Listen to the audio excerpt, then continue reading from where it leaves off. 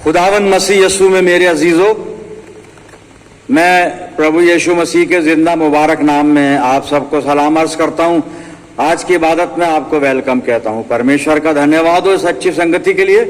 आप लोग हमेशा मेरी दुआओं में रहते हैं और मैं भी आपका शुक्रगुजार हूं। आप मेरे लिए दुआ करते हैं। आज जो मनन के लिए परमेश्वर ने मुझे दिया है वो इफिसियों की पत्री और 3 अध्याय 14 से 19 पद मैं आपके सामने पढ़ूंगा। आप अपनी बाइबल में देखिए। मैं इसी कारण उस पिता के सामने घुटने टेकता हूं जिससे स्वर्ग और पृथ्वी पर हर एक घराने का नाम रखा जाता है, कि वो अपनी महिमा के धन के अनुसार तुम्हें ये दान दे कि तुम उसके आत्मा से अपने भीतरी मनुष्यत्व में सामर्थ्य पाकर बलवंत होते जाओ और विश्वास के द्वारा मसीह तुम्हारे हृदय में बसे, कि तुम प्रेम में जड़ पकड़कर और नेव डालकर सब पवित्र लोगों के साथ भली भांति समझने की शक्ति पाओ कि उसकी चौड़ाई और लंबाई और ऊंचाई और गहराई कितनी है, और मसीह के उस प्रेम को जान सको जो ज्ञान से परे है, कि तुम परमेश्वर की सारी भरपूरी तक परिपूर्ण हो जाओ। खुदावंद की बरकत उसके पाक कलाम के पढ़े जाने पर, सुने जाने पर हो। आमीन। आइए दुआ करें। प्यारे आसमानी बाप, हम तेरे बच्चे तेरे कदमों पर मौजूद हैं, तेरे कलाम को सुनना चाहते हैं। हम में से हर एक को पाक रूह का मसा अता फरमा कि कलाम का बीज हमारे दिल की जमीन पर जब गिरता है हमारी जिंदगियों में जड़ पकड़े, बहुत सा फल लाए। हमारे चारों तरफ अपने पाक फरिश्तों की सेना का बाड़ा बांधना कि शैतान किसी भी तरह से हमें दखल ना देने पाए। खुदा बाप, हर प्रकार से अपने आत्मिक ज्ञान से हमें परिपूर्ण कर अपने आप को तेरी अधीनता में देते हैं। और ये प्रार्थना तेरे प्यारे इकलौते पुत्र अपने उद्धार करता प्रभु यीशु मसीह के जिंदा और मुबारक नाम के वसीले से मांगते हैं। सुन और कबूल कर ले। आमीन। एक बार फिर परमेश्वर का धन्यवाद हो इस अच्छे समय, अच्छी संगति के लिए। इफिसियों की पत्री 3 अध्याय 14 से 19 आयत अभी हम सुन रहे थे। 14वीं आयत 14वां पद में इसका रिपीट करूंगा। आप अपनी बाइबल में फिर से देखिए। और यहां पर पौलुस लिखता है इफिसुस नगर की कलीसिया को कि इस सबब से, इस कारण से, इसीलिए, इस सबब से मैं उस बाप के आगे घुटने टेकता हूं। पिता परमेश्वर के आगे घुटने टेकता है पौलुस, इसकी बात कर रहा है। जाहिर है हम सब जानते हैं घुटने टेकने का मतलब क्या है। घुटने टेक कर प्रार्थना करना। पौलुस कलीसिया को लिख रहा है कि मैं तुम्हारे बारे में, तुम्हारे लिए पिता परमेश्वर से दुआ करता हूं और घुटने टेक कर दुआ करता हूं। और दुआ क्या करता है कि कलीसिया जो है खुदावंद मसीह यीशु की पहचान में और उसकी मोहब्बत में बढ़ती चली जाए।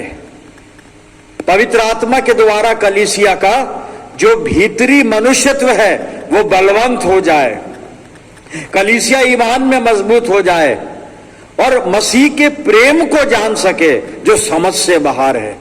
ये कलीसिया के लिए जरूरी है। कलीसिया की जरूरतें हैं, कलीसिया को करना चाहिए और कलीसिया करे और करके सफल हो। इसलिए पौलुस दुआ मांगता है, कहता है मैं घुटने टेकता हूं, कलीसिया के लिए प्रार्थना करता है। मेरे अजीजों, पौलुस जब ये बता रहा है कि मैं कलीसिया के लिए घुटने टेक कर दुआ करता हूं, हम सब यहां बैठे हुए हैं और हम कलीसिया के अंग हैं। और ये हमारी जो शिराकत है कलीसिया के साथ, सबसे पहले हमारा लोकल चर्च, हमारी अपनी मंडली, हम इसके सहभागी हैं, हम इसके शरीक हैं।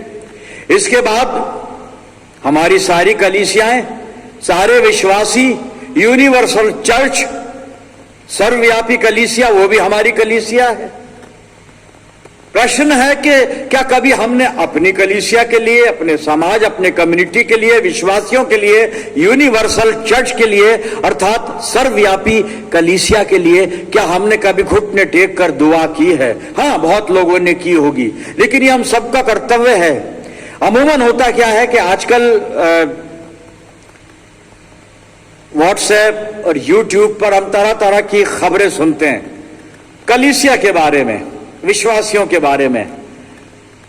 कुछ पॉजिटिव होती हैं, कुछ नेगेटिव होती हैं, और अमूमन इंसान की फितरत यह है कि पॉजिटिव न्यूज पर वो इतना ध्यान नहीं देता जितना नेगेटिव न्यूज पर ध्यान देता है, और फिर हम बिना सोचे समझे हम इसको फॉरवर्ड करते हैं अपने अपने अपने मोबाइल पर, और इस लगी को और लगा देते हैं। लगी में लगाना हमारा काम नहीं है, हम मसीहों का काम है लगी का बुझाना। आप समझ रहे हैं मैं क्या कह रहा हूं? समझदार के लिए इशारा बहुत होता है, और मैं इशारे में ही बात करता हूं। प्रश्न ये है, सवाल ये है, अपने आप से पूछें कि ऐसे नाजुक हालात में, हालात तो नाजुक है हम सब जानते हैं, ज्यादा उस पर बात करने की जरूरत नहीं है। चारों तरफ हम देख रहे हैं, मैं बात कर रहा हूं सिर्फ विश्वासियों की। बहुत कुछ कहा जा सकता है पर उसकी जरूरत नहीं है, बस हम उसको समझकर आगे चलें। हमारा काम है, हमारा कर्तव्य है, हम प्रार्थना करें। जो हालात अच्छे हैं उनके लिए परमेश्वर का धन्यवाद करें, और जहां हालात बिगड़े हुए हैं वहां के लिए हम दुआ करें, खुदा बाप सब कुछ ठीक कर दे। लेकिन बाइबल बता रही है आखिर जमाने में ये सब होगा जो हो रहा है, वो भी जरूरी है, लेकिन फिर भी हमें दुआ करनी है। पौलुस भी जानता था कि जो कुछ है वो होता रहेगा, लेकिन फिर भी दुआ करता, कहता है मैं अपने बाप के आगे घुटने टेकता हूं, अपने बाप के आगे घुटने टेकता हूं।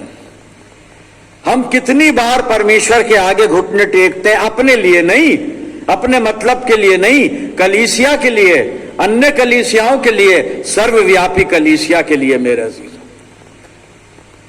पास्टर हम घुटने हम क्यों टेकें, वो उनकी कलीसिया, वो दुआ करेगी, उनकी कलीसिया। नहीं नहीं नहीं, हम सबको प्रार्थना करनी है, और प्रार्थना इसलिए करनी है, खुदा चाहता है कि हर एक घुटना उसके आगे झुके।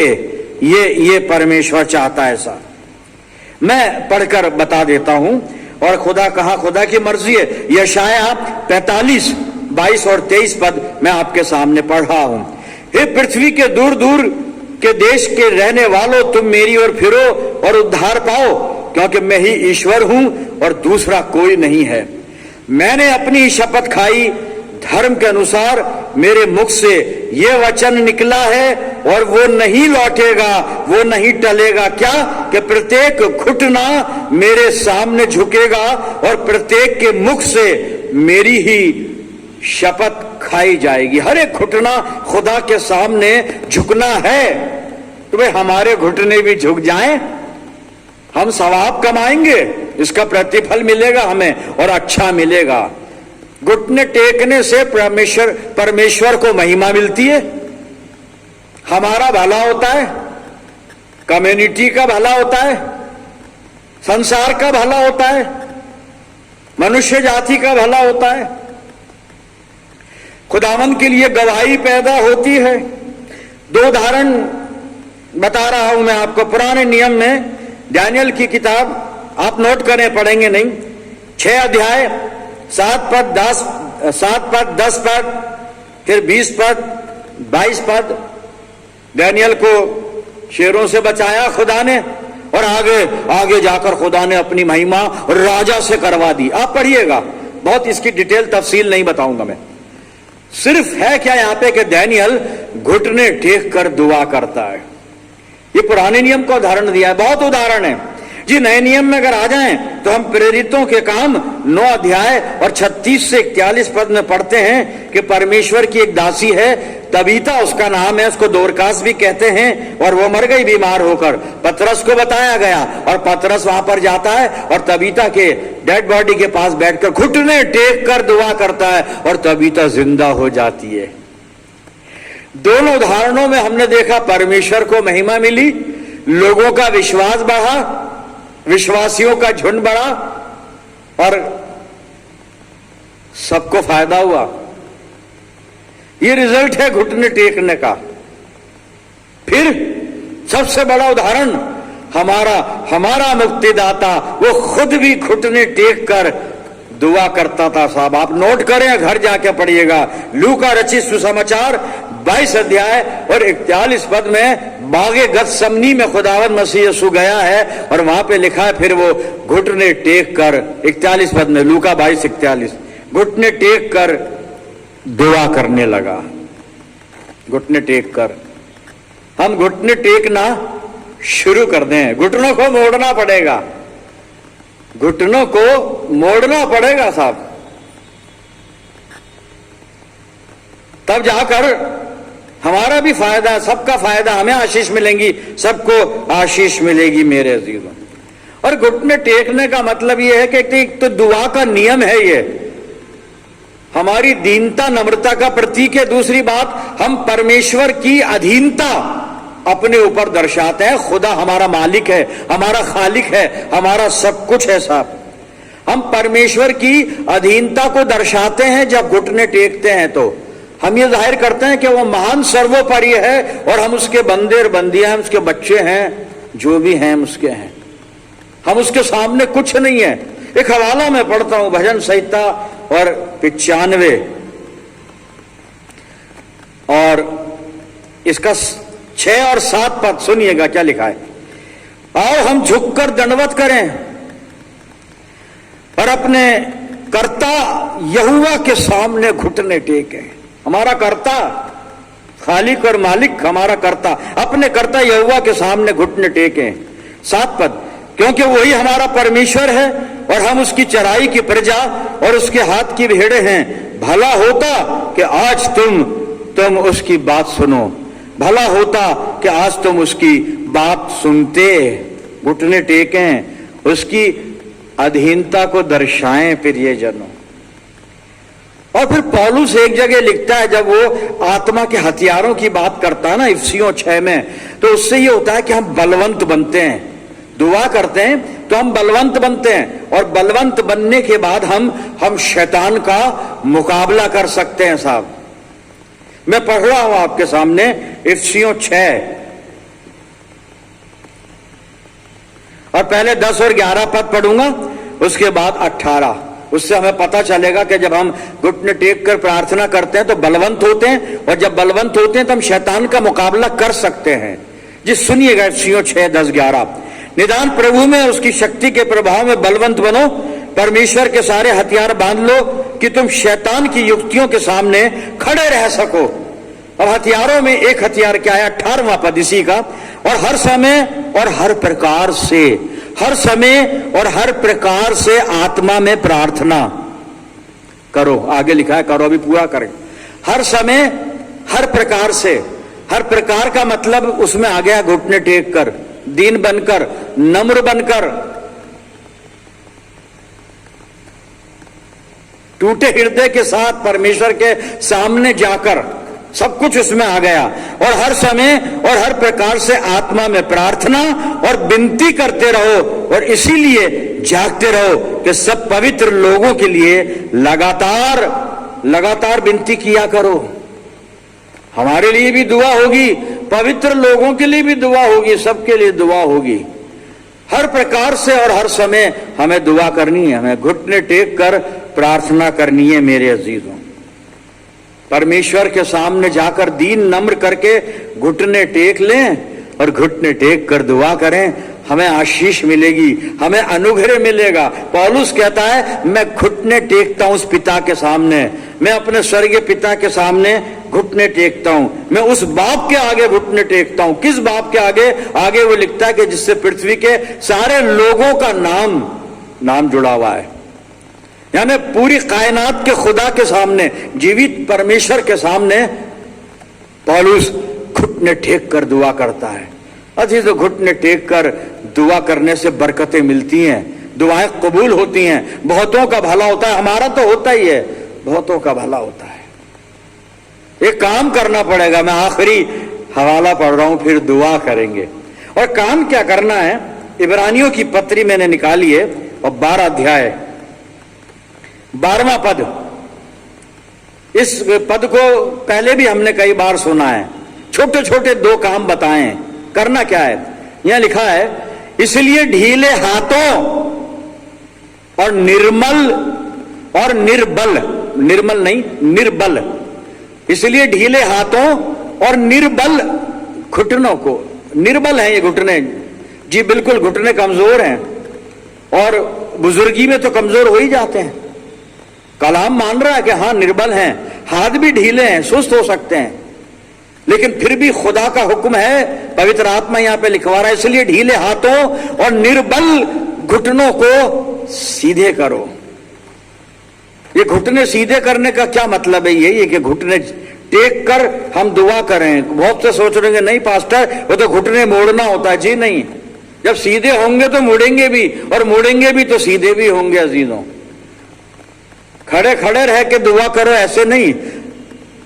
अभी निर्बल हो गए हम, इनको इधर उधर चलाते हैं, इधर उधर लगाते हैं, नहीं, इनको सीधा हक राह हक पे चलाना है, सीधी राह पे चलाना है, और सुस्त हाथों को उठा के प्रार्थना करनी है। अजीजों, घुटने टेक कर दुआ करनी है। लेकिन हमारा खुदा प्यार करने वाला खुदा। मेरे अजीजों, हम में से बहुत से बुजुर्ग ऐसे हैं जिनके घुटनों में तकलीफ है बहुत, वो घुटने फोल्ड नहीं कर सकते।